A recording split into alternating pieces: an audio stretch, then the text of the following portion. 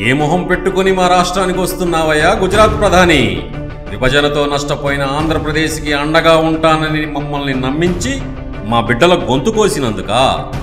శుభమా అంటూ మేము రాజధాని శంకుస్థాపన చేసుకుంటుంటే ముంతమట్టి చెంబు నీళ్లు మా మొహాన కొట్టి అవమానించినందుక? ప్రత్యేక హోదా ఇచ్చినందుక?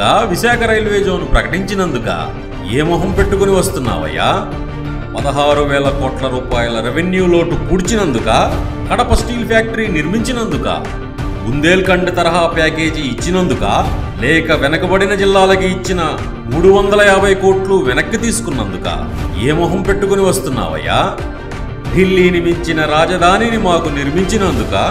లేక పోలవరానికి పుష్కలంగా నిధులిచ్చినందుక? ఏ మొహం పెట్టుకుని వస్తున్నావయ్యా? దుగరాజపట్టణం పోర్టు కట్టినందుక? తాడేపల్లి ఎన్ఐటి కట్టినందుక? మంగళగిరి ఎయిమ్స్ కట్టినందుక? కాకినాడ పెట్రోలియం కాంప్లెక్స్ నిర్మించినందుక? విశాఖ చెన్నై పారిశ్రామిక కారిడార్ని నిర్మించినందుక? అనంతపూర్ టు అమరావతి ఎక్స్ప్రెస్ హైవేని కట్టినందుక? ఏ మొహం పెట్టుకుని వస్తున్నావయ్యా?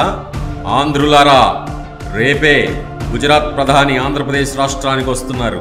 ఈ సందర్భంలో ఆంధ్రుడి నిరసన సెగ దేశమంతా తెలియాలంటే ప్రతి ఇంటిపైన నల్ల జెండాలు ఎగరేయండి.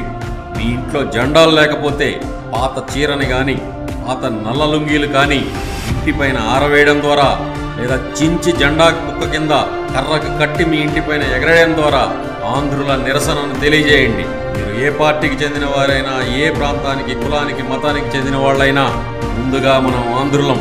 పార్టీలు ఉంటాయి, పోతాయి, కానీ ఈ ఆంధ్రప్రదేశ్ ఇలాగే ఉంటుంది.